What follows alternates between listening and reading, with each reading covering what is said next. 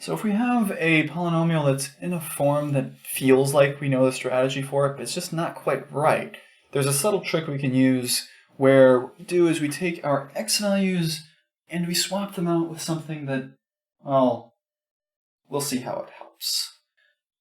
So let's look at an example. So for this, we want to solve x to the fourth plus 5x squared plus 6 equals 0. Now, looking at that, it's a quartic, and we don't know very many techniques for dealing with quartics other than hopefully getting like a nice thing that we can deal with as it is. Then that one doesn't really work because we don't have enough terms there.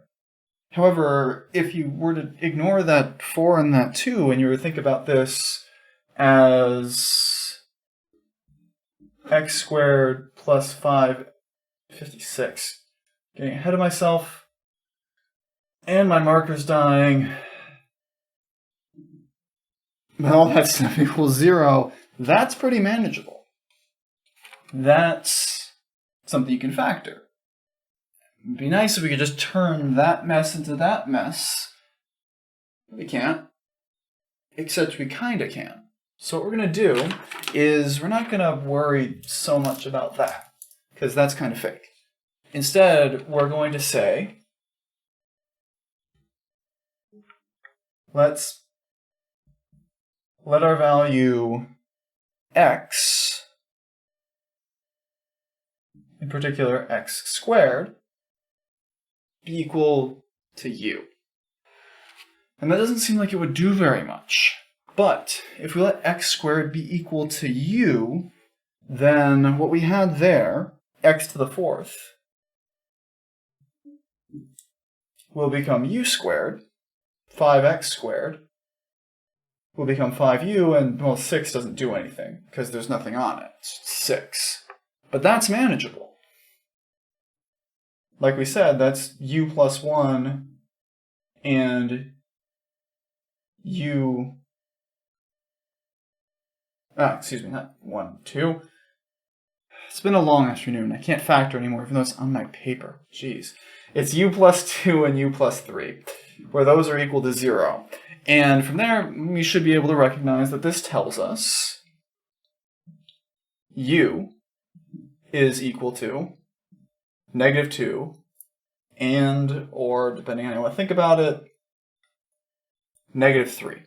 You might say to yourself, okay, great, that's it, we're done, we got our answers. But remember, these are answers in terms of u, the even more made up variable that you introduced to help yourself out. I'm saying u too many times, but you get the idea. This isn't really our answer, so if we need to get our actual answer,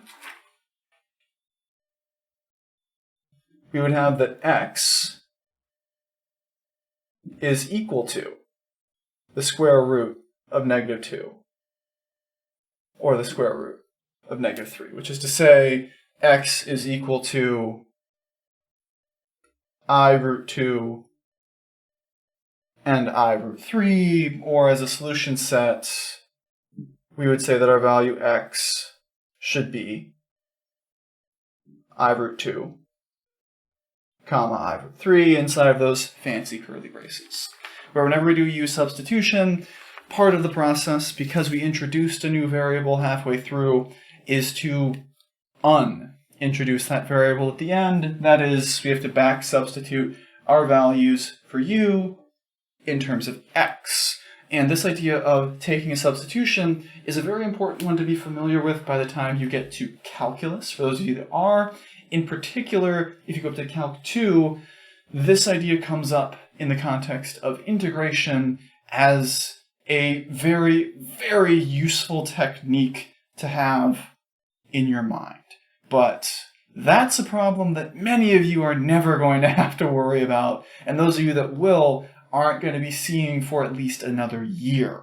So no rush on that, but it is worth knowing that this sort of idea, that if you've got a problem, you can turn it into a new problem that's a little bit nicer, is completely valid, as long as you're careful and make sure to end up where you started, more or less.